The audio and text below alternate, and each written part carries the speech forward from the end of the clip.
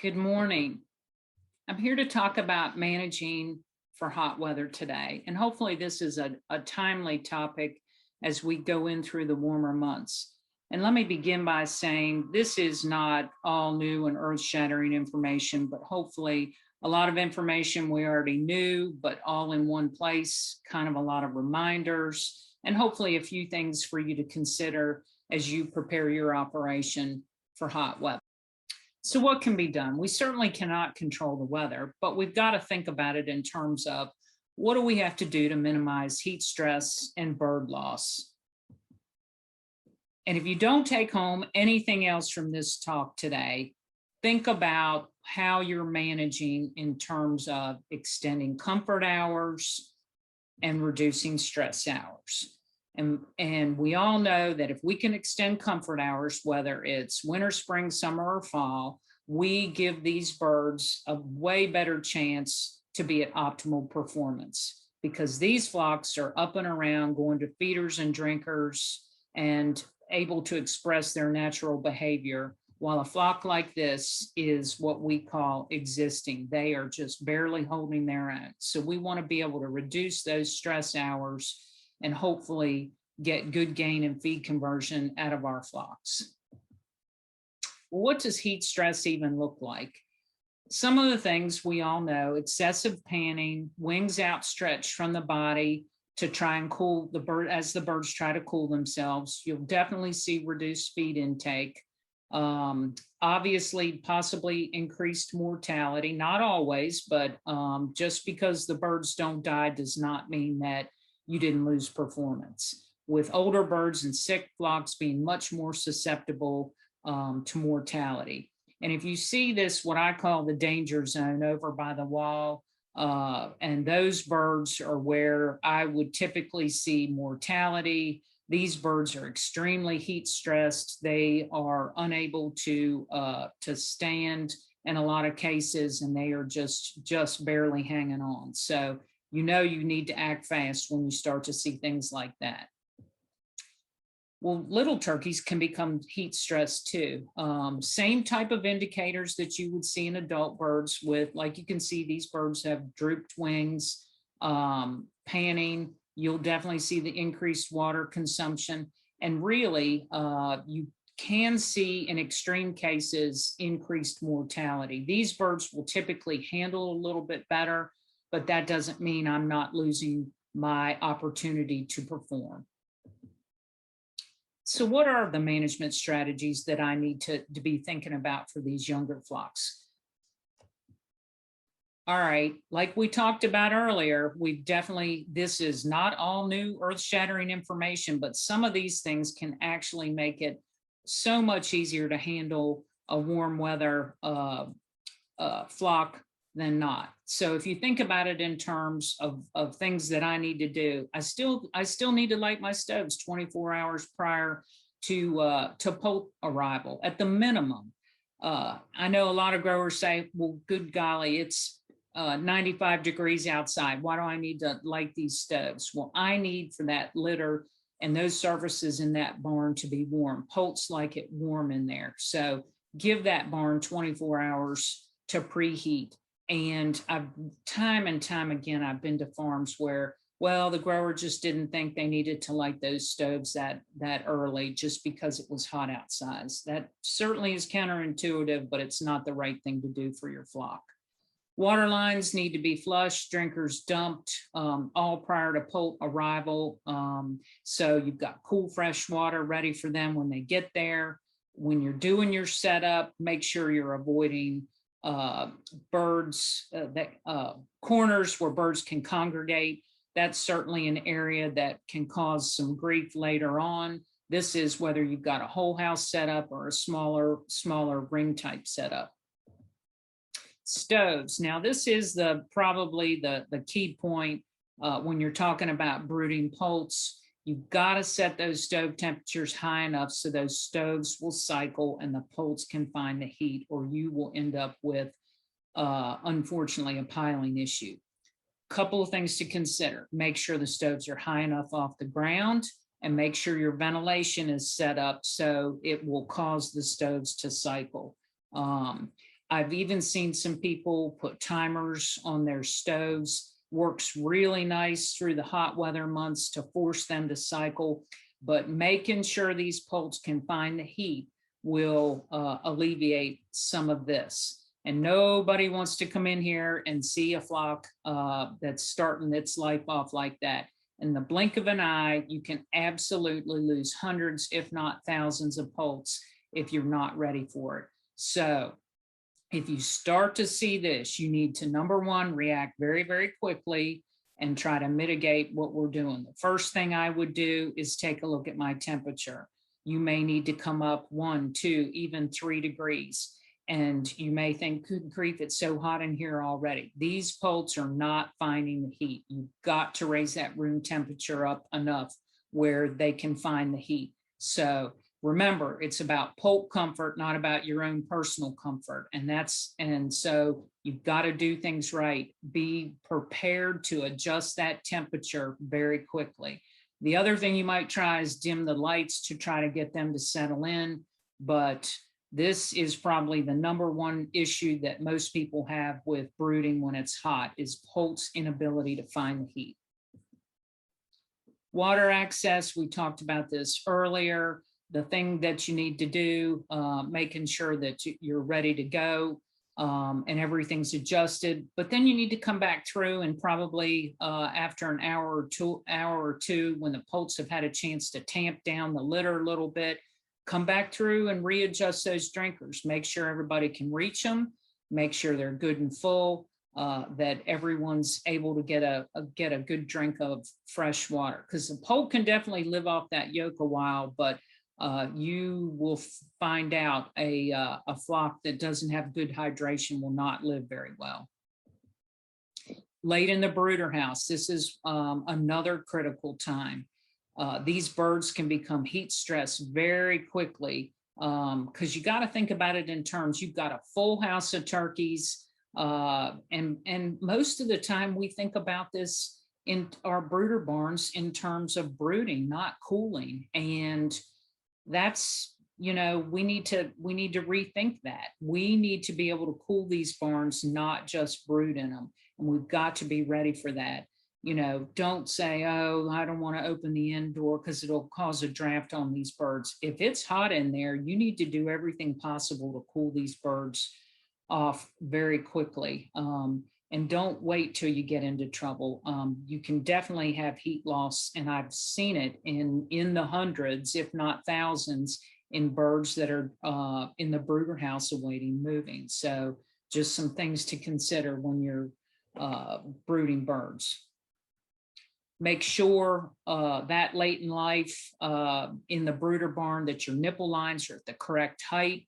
You know, and that's going to take weekly management, not just, oh gosh, I come back in a week later and these are way too low. Well, let me adjust them way up so I don't have to think about it. Well, that's not correct. You need to come in, and sometimes I've seen, you know, the better growers are looking at them every day and making adjustments. But at the very minimum, you need to adjust 2-3 times a week.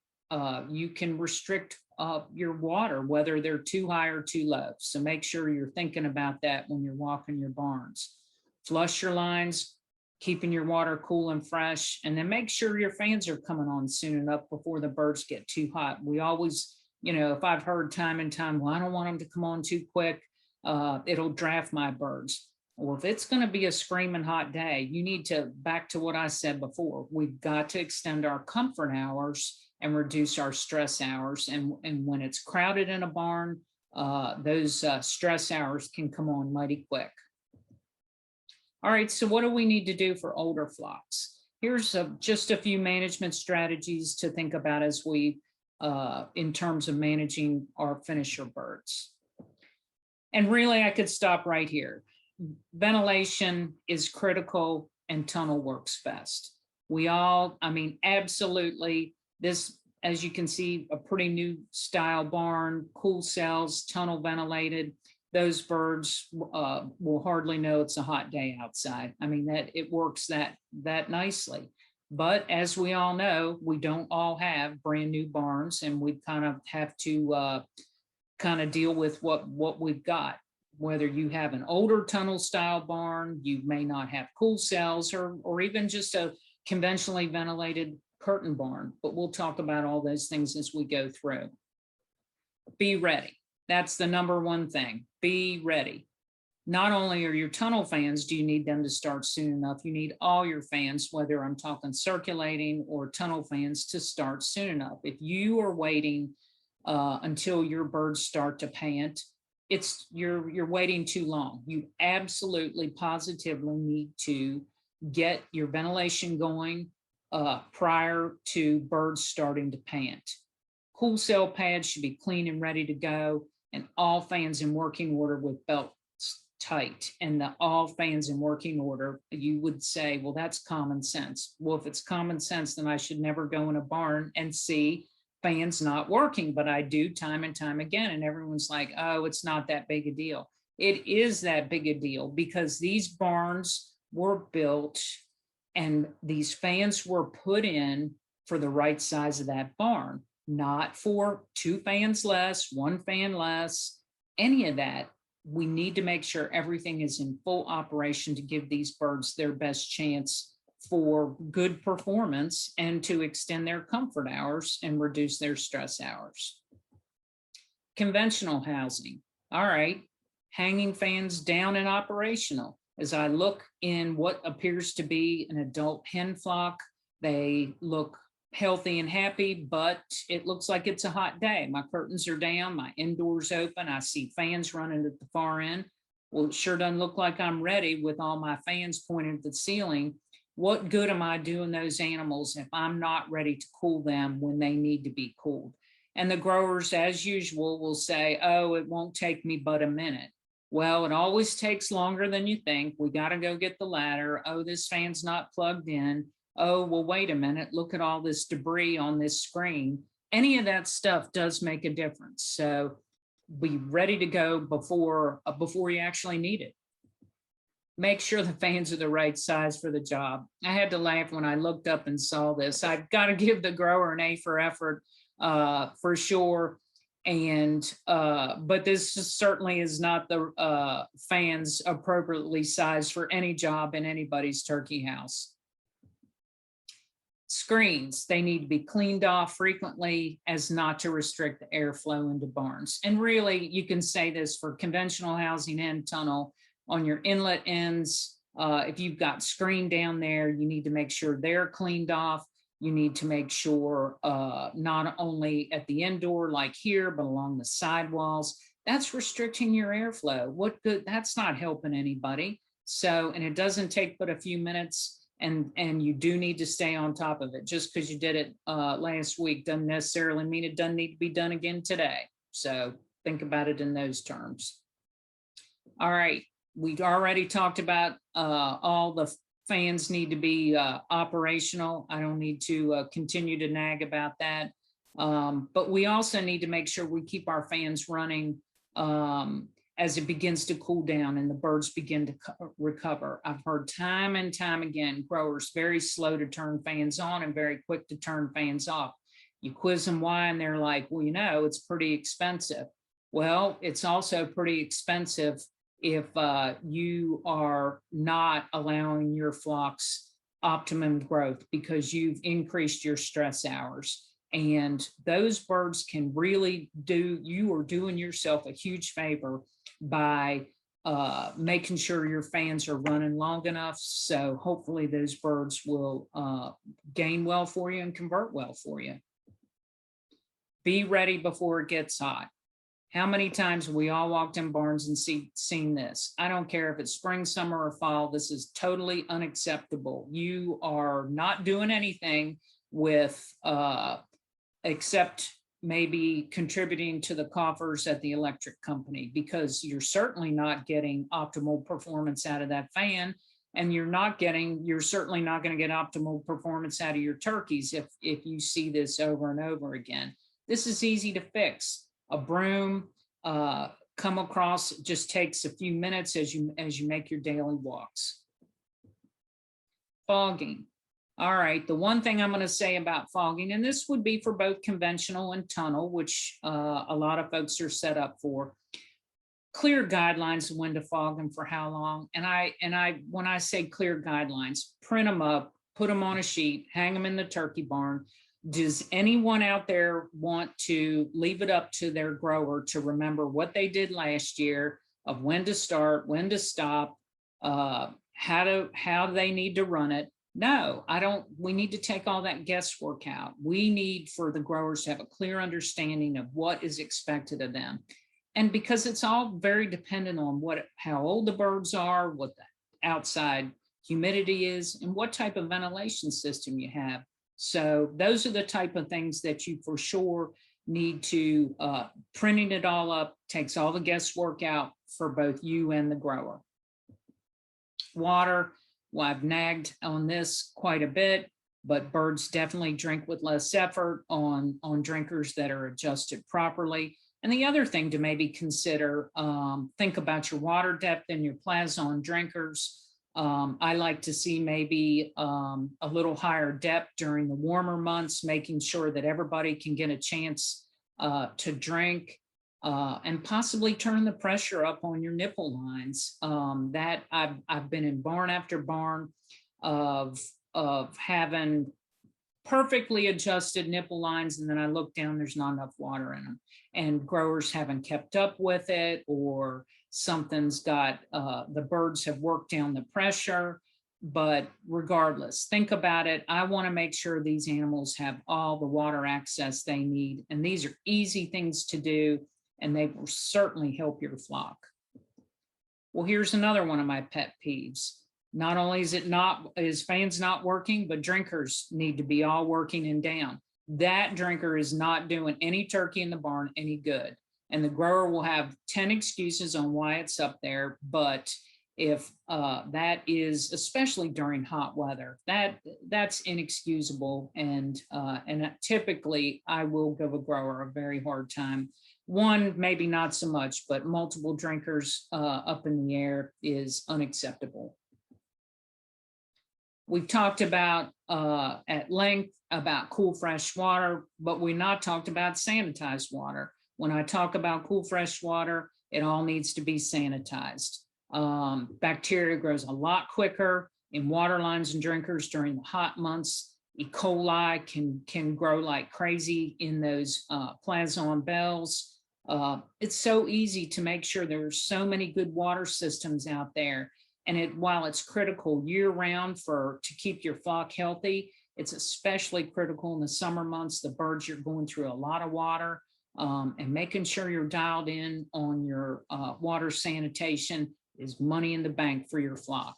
It's not only keeping your flock healthy, but it'll keep them hydrated as well. When we talked about flushing your lines, one of the things that I've seen people do during the warm months is actually set up like a drip line where the water constantly flows to kind of keep things cool. I really like the way it was set up here. This is a brand new house, and they just had the drip line already set up and ready to go. I have seen people hook it up with a hose going, but the hose is laying on the ground, and location definitely counts when it comes to this. You certainly don't want to be able to introduce pathogens into your water system. That'll cause you more troubles than what it's worth. And a system like this with this made of PVC pipe with that drip line works great. Control your flock distribution. There are very few things that I say to people that cause them to go running off into the night is migration fences. I can tell you, growers hate them. It's a pain to walk through the barns. It's a pain to till. It's a pain to do everything, but migration fences work, especially when it comes to summertime ventilation. It definitely keeps those flocks from congregating at that inlet end. And when you get them, because people say, oh, well, what's the difference? Well, the difference is it's way too many turkeys for the amount of feeders and drinkers up there. So then I'm already restricting my feed and water. And then all those warm bodies up there are just putting off more BTUs, well, making it even warmer. Well, that's certainly counterintuitive to what I'm trying to do. Migration fences work. even if you're not going to use them year round, you might consider using them during the summer months to keep these flocks spread out and cooler. They absolutely do work. Spraying, and this can be another, I don't know if it's controversial topic or not, but it definitely works, and it will definitely make a difference in keeping your conventionally ventilated barns cool in the summertime. I've certainly seen it save an awful lot of turkeys in the excessive heat, but it absolutely requires a lot of work and dedication by your growers. Typically companies will use these on extremely hot days. You need to use these along with your fans and foggers going inside of the house. And the grower needs to, once you start, you can't stop. That's the key here.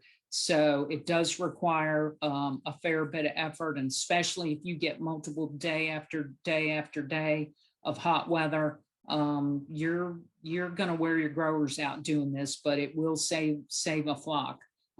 Like you can see, it's just a tank full of fresh water, nothing fancy with that. Your nozzles located on the side, and you just drive up and down and around. And typically what integrators will do, they'll let growers know at what age they need to start spraying and at what temperature. Those type of things can definitely make a difference on mortality on these older birds. Time clocks set correctly throughout the year. You may, or you probably have not been using your foggers, your lights. You just need to double check to make sure that as your time clock matches up with what the actual time is outside. As you think about it, you may have had a couple flocks run through where you've had the power out in between, and so your time clock's not matching up. So you need to make sure, number one, your foggers are coming on when you think they should, and your lights are coming on and off when you think they should. And just a couple additional tips with regards to lights, and this would be for big turkeys or little turkeys both. Make sure the lights are staying on long enough after it starts to cool off, that these birds have a chance to kind of recover from the heat of the day and get a chance to get something to eat and drink. And then you might also consider having them come on super early in the morning, so they get a chance to kind of get up, eat and drink before, to get ready for the heat of the day. So just a couple of things to think about. Emergency systems. Obviously, you need a generator in a tunnel ventilated operation, especially if you have solid sidewalls. Typically, these are automatic takeoff. Just think about it as I need to make sure my battery's in good shape. Have I got enough fuel? If the power was to go out, I could run an extended period of time. Most people are doing a weekly exercise, but are they keeping records of that? Have they noticed, is it running? When was the last time the oil was changed, or you did any maintenance on it? Just some things to think about as we go into the hot months. Curtain drops hooked up. This would be for tunnel or power ventilated curtain sided barns, just making sure you got that extra little bit of safety if the power is to go out. A couple other things to consider. Reduced density for flocks finishing during the hottest months. I do work with several integrators that for contract growers that have what I would call marginal housing. They typically will cut up to as much as 10% of the placement numbers for those warmer months. That definitely gives both the turkeys, the housing, and the growers a little more wiggle room. And typically they are rewarded with some better performance and not as many issues. You might consider increasing sodium levels in the feed. I certainly would check with whoever your nutrition group or your nutritionist is. This should hopefully keep flocks eating, but also increase water consumption. The other thing I really like on these super duper hot days, electrolytes in the water. Typically through the hottest part of the day, you can run 12 hours starting first thing in the morning and then fresh water overnight. Vitamin C in the water, they make a pack with the electrolyte and vitamin C in combination. Works really nice, and that can help with the appetite. But anything you can do to make these birds more comfortable, it's kind of like Gatorade for turkeys, but it definitely can help make a flock handle the heat a little bit better. Couple final thoughts for integrators. You might consider using a robocall system with reminders for growers prior to extremely hot days. Think about it in terms that, you know, growers have a tendency to get busy. They may not have been watching the weather.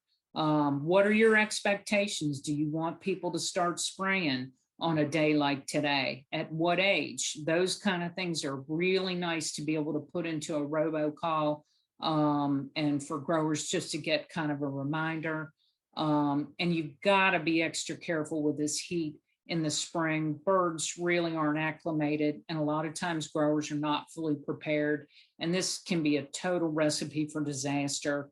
If you look back over the years, I would guess the greatest amount of heat loss will be early on, May and June, when birds aren't ready, growers aren't ready. I'm not saying you can't get it in July or August, that's for sure. But I am saying that it can be really tough here at this time of year. So be ready. Check on these growers too. They can become heat exhausted trying to keep these birds cool. So, you know, they're a key part of this system, and we need for them to be able to handle the heat as well. Be prepared. You know, that's kind of the take home message here. Early spring, good time to think about foggers, cool cells to make sure everything's, you know, fogger nozzles aren't drippy and clogged. Cool cells, get those cleaned out and ready to go. Alarms and thermostats. Come on, guys, they need to be managed daily, not just when it's hot. You know, how many times have I been into a barn, the growers telling me, well, you know, I'll change that next week when it gets hot. Well, a lot can happen between now and next week. So just think about it like that. You need to stay ahead of your grass and weeds around the house, or anything that can restrict airflow. And make sure you're keeping, we talked about this before, the dust off fans, louvers, and screens all time. You got to optimize that ventilation, optimize that airflow, and that's common sense. We need to do that year round, not just for summer. One other thing I didn't mention earlier when we were talking about birds late in the brooder house, moving birds to finisher barns, whether it's off a hub or whether it's on a multi-stage farm, you need to do that early in the day to avoid additional stress on birds. I know that's common sense, but I still see people doing dumb stuff. So does that mean starting at 3 o'clock in the morning? Maybe. It's still well worth it to keep that, extending my comfort hours, reducing those stress on the birds. And I'm going to challenge everybody here. You know, we talked about initially about extending comfort hours. Well, when I was preparing for this talk, I thought about, all right, so what could be done if I'm thinking outside the box? One of the things that struck me was tunnel ventilated brooder barns. As I got going with my career, one of the things that I saw was these tunnel ventilated brooder barns. And I thought to myself, why on earth would you ever need such a thing? Well, it goes back to, I need to be able to cool these birds just like I need to be able to brood birds. So I've got to be able to do both in these barns. And this barn is so cost effective in the wintertime. It does a great job in the summertime, keeping birds cool. If I was building a barn today, this would be the barn that I would build.